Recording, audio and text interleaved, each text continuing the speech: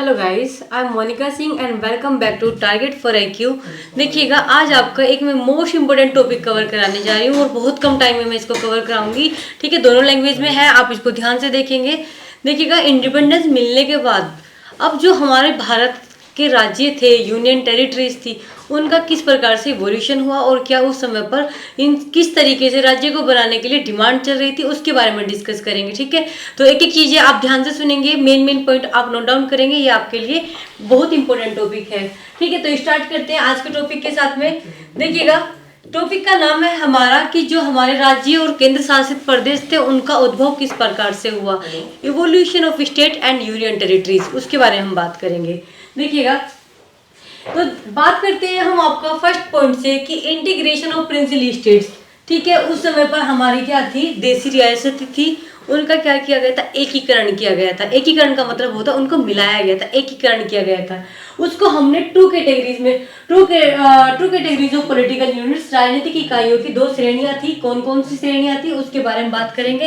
First point है आपका British province. ठीक है, ब्रिटिश प्रांत। ठीक है, ब्रिटिश प्रांत क्या था, बिल्कुल हम स्टार्टिंग से बात कर रहे हैं। ठीक है, स्टेट बनने से पहले क्या क्या थ्योरी थी उसको बात कर रहे हैं। ठीक है, तो मैंने आपको बताया क्या, ब्रिटिश प्रोविंस। ठीक है, ब्रिटिश प्रांत यहाँ पर, तो ब्रिटिश प्रांत वो था जो आपका क्या था, डायरेक्ट रूल था किसका, ब्रिटिश गवर्नमेंट का। ब्रिटिश प्रोविंस या ब्रिटिश इंडिया भी हम उसको बोलते थे। तो क्या था यहाँ पर, एक तरीके से ब्रिटिश का यहाँ पर डायरेक्ट रूल था। ठीक है, डायरेक्ट रूल। ओके, देन था आपका प्रिंसली स्टेट्स, जिसको बोलते हैं देशी रियासतें। ठीक है, देशी रियासतों में क्या था, देखिएगा, एक तरीके से रूल तो हमारे नेटिव प्रिंसेस ही कर रहे थे, लोकल जो प्रिंसेस थे वही कर रहे थे, लेकिन उनका कंट्रोल किसके पास था, ब्रिटिश गवर्नमेंट के पास था। ठीक है, तो दूसरा हमारा हो गया प्रिंसली स्टेट कि under rule of native princes, but क्या था आपका, subject to paramountcy of British government. British का ही मेन वहां पर क्या था, एक तरीके से एकाधिकार था। उसके बाद हम बात करते हैं कि इंडियन इंडिपेंडेंस एक्ट 1947 में, इंडियन इंडिपेंडेंस एक्ट 1947 की अगर हम बात करते हैं यहाँ पर, तो एक तरीके से क्या होता है, इस 1947 एक्ट से मैंने आपको पढ़ाया था ये कि हमारा क्या हुआ था, दो देशों का बंटवारा हो गया था। ठीक है, two independent and separate dominion क्या हो गया था, अलग हो गए थे। कौन कौन से, तो आपको पता है 1947 में किसका डिवीजन हुआ था, इंडिया और पाकिस्तान का। ठीक है, भारत और पाकिस्तान का क्या हुआ था, यहाँ पर डिवीजन हुआ था, दोनों अलग अलग हो गए थे। ठीक है, उसके बाद क्या हुआ, एक तरीके से तीन ऑप्शन थे। ठीक है, ब्रिटिश गवर्नमेंट ने क्या दिया आपका, ब्रिटिश गवर्नमेंट ने तीन ऑप्शन दिए, क्या कि जो अगर चाहे वो इंडिया में ज्वाइन हो सकता है, जो चाहे वो पाकिस्तान में ज्वाइन हो सकता है। ठीक है, और अगर इन दोनों में से भी किसी में नहीं जाना चाहता वो, ना इंडिया में ना पाकिस्तान में, तो वो इंडिपेंडेंट भी रह सकता है। देखो, अंग्रेज तो बेशक चले गए थे, लेकिन उनकी जो वो थी ना कि बांटो रूल करो उन पर, ठीक है, तो वो वाली थ्योरी नहीं गई थी। उन्होंने कहा कि हम जा तो रहे लेकिन इसको एक नहीं रहने देंगे, हम इसका क्या करेंगे, डिवीजन करेंगे। पहले तो ऑप्शन दे दिया कि चाहे इंडिया में ज्वाइन हो जाओ या आपका पाकिस्तान में ज्वाइन हो जाओ, और दूसरा हो गया कि इंडिपेंडेंट भी रह लो। तो भाई इंडिपेंडेंट रहना ही चाहते हैं लोग बाग, ठीक है, अलग तो नहीं, एक साथ नहीं रहना चाहते मिलके। ठीक है, सब अब चाहते हैं कि हाँ हमारा ही रूल हो और हम यहाँ पर शासन करें। तो एक तरीके से इसी थ्योरी के आगे, इसी वजह से बहुत ज्यादा डिस्प्यूट हुआ था। आगे देखेंगे, तो तीन ऑप्शन दिए प्रिंसली स्टेट्स को, कौन कौन से, फर्स्ट इंडिया में ज्वाइन, सेकंड पाकिस्तान में ज्वाइन, थर्ड था आपका रिमेनिंग इंडिपेंडेंट। ठीक है, कि अपने आप ही स्वतंत्र है, कोई प्रॉब्लम नहीं, अपना रूल अपना आप चला सकते हैं। अब हमारा तो वैसे प्रिंसली स्टेट्स में बटा हुआ था। ठीक है, सब प्रिंसली स्टेट्स से मोस्टली यहाँ पर, तो ऐसे तो हर कोई क्या चाह रहा होगा कि हम इंडिपेंडेंट रहे। तो यहाँ पर क्या था आपका कि ऑफ द 552, ठीक है, 552 princely state situate with in the geographical boundaries of India. हमारे यहाँ पर 552 क्या थी, देशी रियासतें थी जो भारत की भौगोलिक सीमा में थी। तो इस तरीके से तो देखो, अगर 552 हमारी देशी रियासतें हैं तो वो तो सब इंडिपेंडेंट रहना चाहेंगी। तो एक तरीके से भारत के तो इतने टुकड़े हो जाएंगे, कौन एक साथ मिलकर रहना चाहेगा। ठीक है, तो यहीं पे क्या था, उसके बाद लेकिन बहुत सारी कूटनीति चली, राजनीति चली। उसके बाद क्या होता है आपका, एक बहुत लंबे संघर्ष, एक तरीके से काफी इंटरनल चीजें चलती रही थी सरकार की। उसके बाद क्या होता है, 549 यानी कि 549 तो ज्वाइन कर लेते हैं किसको, इंडिया को, एंड बच जाती है हमारी थ्री स्टेट्स बच जाती है, यूनियन वो बच जाती है हमारी, प्रिंसली स्टेट्स बच जाते हैं, रिमेनिंग थ्री। है कौन कौन से बच जाते हैं वो तीन जो इंडिया में ज्वाइन नहीं होते हैं, तो तीन थी वो आपकी हैदराबाद, जूनागढ़ और कश्मीर। ठीक है, ये तीनों बच जाती हैं। ठीक है, Hyderabad, Junagadh and Kashmir refuse to join India, ये तीनों क्या कर देते हैं, इंडिया में ज्वाइन होने से मना कर देते हैं। ओके, यहाँ तक बातें हो गई आपकी। लिखा हुआ भी है कि भारत में शामिल हो गई थी 549, ठीक है, और बची हुई तीन रियासतें हैदराबाद, जूनागढ़ और कश्मीर ने भारत में विलय होने से शामिल होने से इनकार कर दिया था, मना कर दिया था। उसके बाद उसके बाद क्या होता है, लेकिन इन तीनों को भी मिला लिया जाता है, तीनों को मिला लिया जाता है। उसमें क्वेश्चन बनता है कि किसको किस तरीके से मिलाया गया। क्वेश्चन बनता है आपका कि जो तीन बची थी हमारे बाद में वो इंडिया में मिल गई थी, लेकिन उनको किस किस तरीके से मिलाया गया था, इसमें पीटी का आपका क्वेश्चन बनता है। ठीक है, इसमें पीटी के बहुत पॉइंट्स निकलेंगे, तो आप भी क्या करेंगे, जहां भी मैं इंपॉर्टेंट बताऊंगी आप उसको नोट डाउन जरूर करेंगे। और समझने के लिए, सिर्फ ये एग्जाम में है उसके लिए नहीं पढ़ना, आपको अपने भारत के कंसेप्ट को समझने के लिए, किस प्रकार स्टेट्स का इवोल्यूशन हुआ वो समझना बहुत जरूरी है। ठीक है, इसको जरूर ध्यान से आप सुनेंगे। देखिएगा तीनों के बारे, यहाँ पे इसमें पीटी का क्वेश्चन बनता है। फर्स्ट आपका हो गया हैदराबाद, जूनागढ़ एंड कश्मीर। क्वेश्चन बनेगा हैदराबाद को किस प्रकार से भारत में मिलाया गया, तो देखिएगा by the police action. Hyderabad में क्या क्या हुई थी, आपकी पुलिस कार्रवाई हुई थी। ओके, एंड उसके बाद आपका आता है जूनागढ़। जूनागढ़ में हुआ था जनमत, जिसको बोलते हैं रिफरेंडम। ठीक है, जनता का मत लिया गया था, जनमत से हुआ था, रिफरेंडम हुआ था यहाँ पर।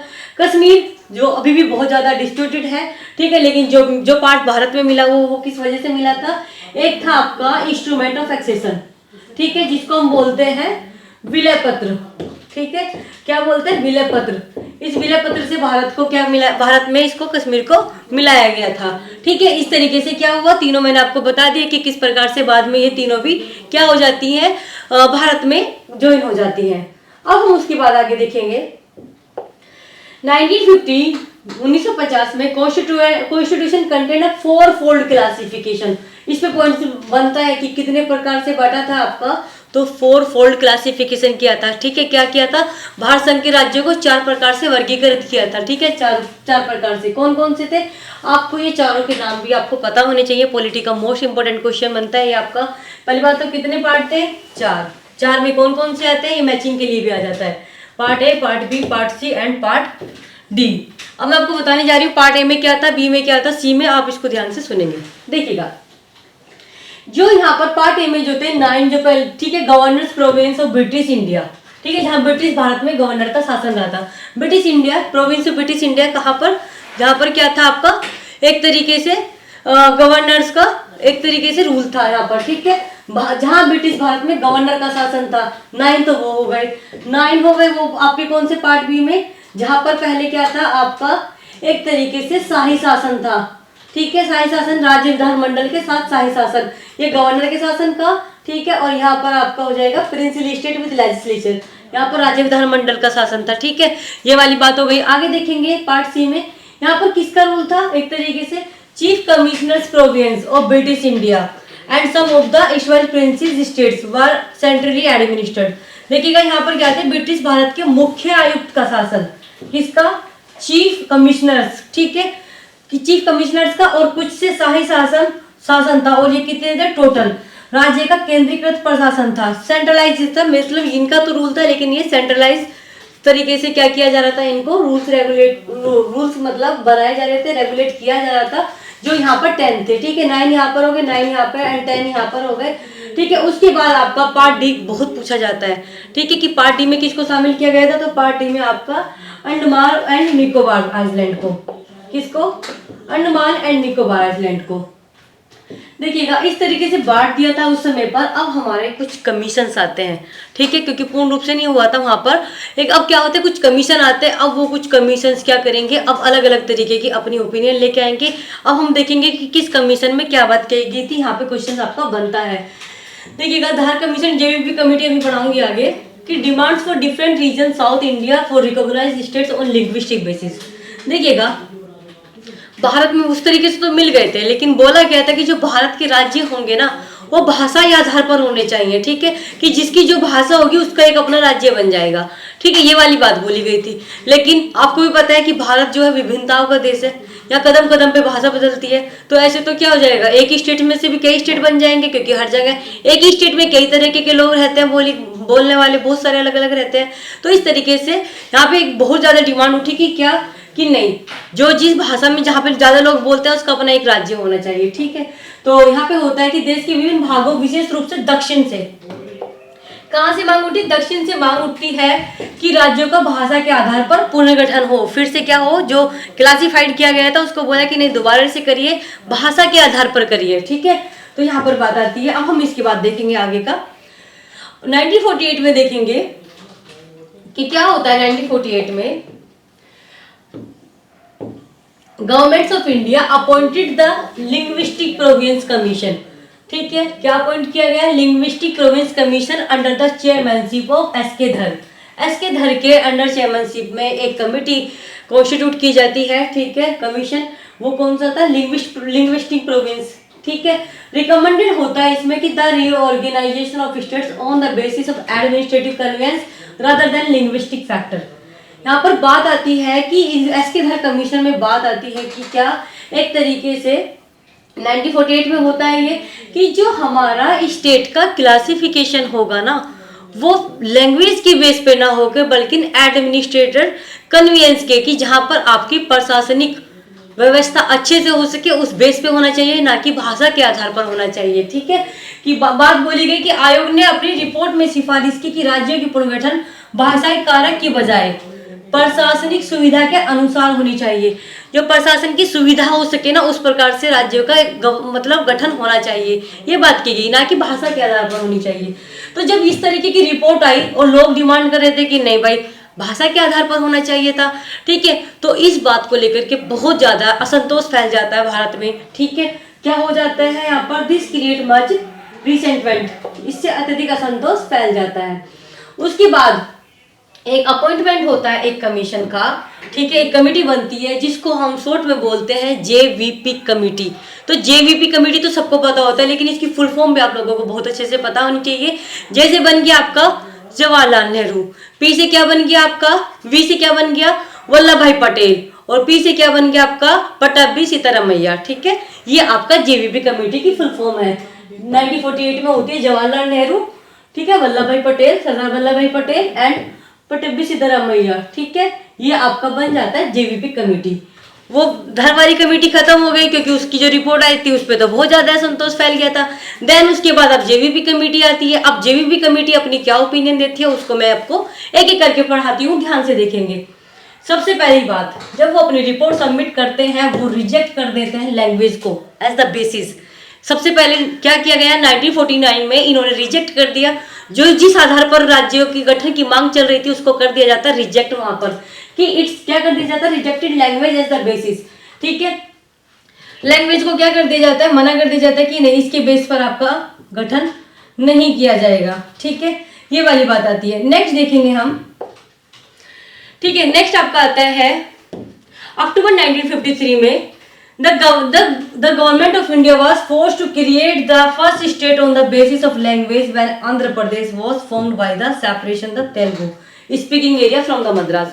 देखिएगा एक क्वेश्चन आपका बनता है कि फर्स्ट राज्य जो है, फर्स्ट स्टेट कौन सा है जो जिसका गठन हुआ था किसके बेस पर, basis of the language, language के बेस पर, ठीक है। तो वो राज्य कौन सा है आपका क्वेश्चन बनता है, आपको पता भी होना चाहिए। तो भाषा के आधार पर बनने वाले राज्य का नाम क्या है पता होना चाहिए आपका, आंध्र प्रदेश, ठीक है। तो क्या होता है अक्टूबर 1953 में भारत सरकार को भाषा के आधार पर पहले राज्य के गठन के लिए मजबूर होना पड़ा था, ठीक है। जहाँ ऐसे नहीं बना दिया था कि नहीं, सरकार को मजबूर होना पड़ा था जब मद्रास से तेलुगु भाषी क्षेत्रों को पृथक कर करके आंध्र प्रदेश का गठन किया गया था। तेलुगु भाषा जो बोलने वाले थे उनको अलग किया गया और उनका एक राज्य बनाया जिसका नाम था आंध्र प्रदेश, ठीक है।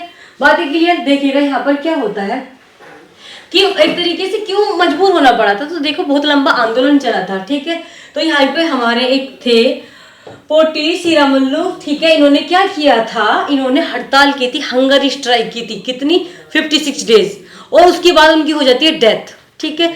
आफ्टर 56 डे क्या हो जाती है, उसकी उनकी डेथ हो जाती है एंड उसके बाद बहुत ज्यादा एक तरीके से विरोध होता है देश में। तो इसके लिए एक लंबा विरोध आंदोलन हुआ जिसके अंतर्गत 56 दिनों की भूख हड़ताल के बाद एक कांग्रेसी कार्यकर्ता पोटी श्रीरामुलु का निधन हो गया था।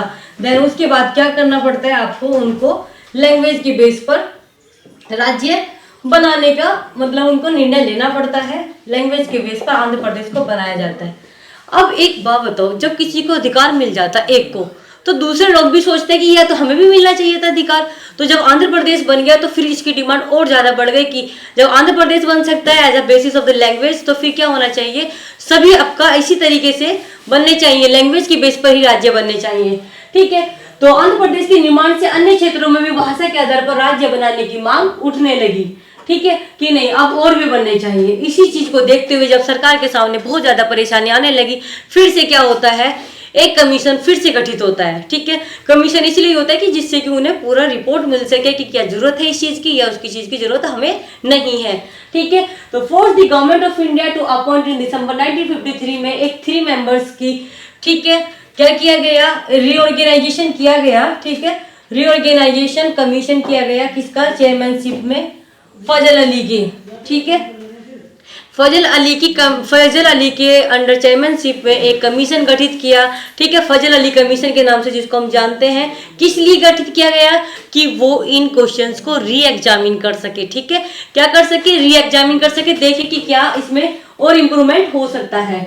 ठीक है, फजल अली की अध्यक्षता में होता है। इसमें 3 मेंबर होते हैं, एक तो फजल अली हो गए, दूसरे 2 कौन थे, इनके भी नाम आपके पूछे जाते हैं। तो के.एम. पनिकर और एच.एन. कुंजरू, 2 है यहाँ पर, नाम याद रखेंगे। 2 अदर मेंबर्स कौन कौन से हैं, के.एम. पनिकर और एच.एन. कुंजरू। ठीक है, अब उसके बाद 1955 में ये अपनी रिपोर्ट सबमिट करते हैं। ठीक है, सबमिटेड इट्स रिपोर्ट सितंबर में करते हैं 1955 में। अब ये क्या कर लेते हैं, जो मुद्दा उठ रहा था ना, जिस पर डिमांड थी कि नहीं हमारे भारत में राज्यों का गठन भाषा के आधार पर होना चाहिए था, ये इस डिमांड को एक्सेप्ट कर लेते हैं। बट के बाद आपको ध्यान रखनी चाहिए, इन्होंने एक्सेप्ट तो कर लिया कि हाँ क्यों नहीं, अगर कोई बहुत सारे लोग एक जैसी भाषा बोलते हैं, एक जैसे रहते हैं, तो उनका एक राज्य बनना चाहिए। बट इसका मतलब ये नहीं कि 4 लोग जो भाषा बोल रहे हैं उन 4 लोगों का अलग स्टेट बना दो, फिर 5 लोग कुछ और भाषा बोल रहे हैं उनका अलग स्टेट बना दो, ऐसा नहीं था। ठीक है, ये तो है कि आप लैंग्वेज की बेस पर राज्य बना सकते हैं, बट इसका मतलब ये नहीं हो गया कि नहीं हर लैंग्वेज का हर स्टेट होगा, एक लैंग्वेज बोलने वाले लोगों का अपना सेपरेट स्टेट बनाया जाएगा। इसको बिल्कुल उन्होंने साफ मना किया अपनी रिपोर्ट में। और मैंने लिखा भी यहाँ पर कि but rejected the theory of 1 language and 1 state. ठीक है, 1 लैंग्वेज और 1 स्टेट की थ्योरी को बिल्कुल साफ मना कर देते हैं। ये तो कहा कि हाँ हो सकता है कि अगर बहुत ज्यादा मेजोरिटी है, बहुलता है, या प्रशासन की जो एडमिनिस्ट्रेशन है उसमें कोई प्रॉब्लम नहीं आ रही है, तो वहां पे हो सकता है। अब मैं इसकी तो आपको आगे की रिपोर्ट भी बताऊंगी। दोनों पॉइंट या सबमिट मतलब एक तरीके से पहले पॉइंट में एक्सेप्ट किया as a basis of the language state को बनाने का, यस किया, बट वो थ्योरी आपने उसने रिजेक्ट कर दी कि एक लैंग्वेज और एक स्टेट नहीं होगा, 1 लैंग्वेज और 1 स्टेट की थ्योरी को बिल्कुल मना कर दिया। अब इन्होंने 4 मेजर फैक्टर्स बताए। ठीक है, 4 बड़े कारकों की पहचान की अपने उसमें रिपोर्ट में, कौन कौन से थे। देखिए, अगर राज्य का निर्माण कर रहे हैं तो इतना आसान नहीं है सब चीजों को करना, कुछ चीजें उनको ध्यान रखनी पड़ेगी। सबसे पहले आता है आप राज्य बना रहे हैं तो राज्यों का मेन काम मतलब राज्यों को बनाने में आपको सबसे पहले देखना होगा देश की एकता। ठीक है, क्योंकि राज्य किसके बन रहे हैं, देश के बन रहे हैं ना, देश की एकता हो, उसकी सुरक्षा हो, उनका संरक्षण हो, ये सब चीजें होनी चाहिए। तो preservation, strengthening of the unity and security of the country, देश की एकता एवं सुरक्षा के अनुरक्षण और संरक्षण होना चाहिए, इनका देखना चाहिए। ठीक है, तभी आप किसी भी स्टेट का निर्माण करेंगे। नेक्स्ट बात आपकी आती है लिंग्विस्टिक एंड कल्चर होमोजेनिटी। देखिएगा, अच्छी बात होगी कि एक राज्य में जो अगर मेजोरिटी बहुत ज्यादा लोगों की है तो एक जैसी लैंग्वेज है, एक जैसी उनके कल्चर है, तो उनको एक साथ होना चाहिए। ठीक है, बट इसका मतलब ये नहीं कि जो अगर नहीं है तो आप उनको परेशानी करेंगे। तो यही है कि एक रूपता भाषा और सांस्कृतिक एक रूपता को ध्यान में रखते हुए राज्य का निर्माण होना चाहिए। Next 3rd point and most important, ठीक है। किसी राज्य को बनाना या इन सब चीज़ों को ऐसे बनाना, कोई ऐसे नहीं कि आप आराम से उसको बना देंगे, उसके पीछे पैसा भी लगता है, उसमें बहुत आपका खर्चा भी होता है, ठीक है। और शासन प्रशासन को भी व्यवस्था देखनी होती है हर तरीके से।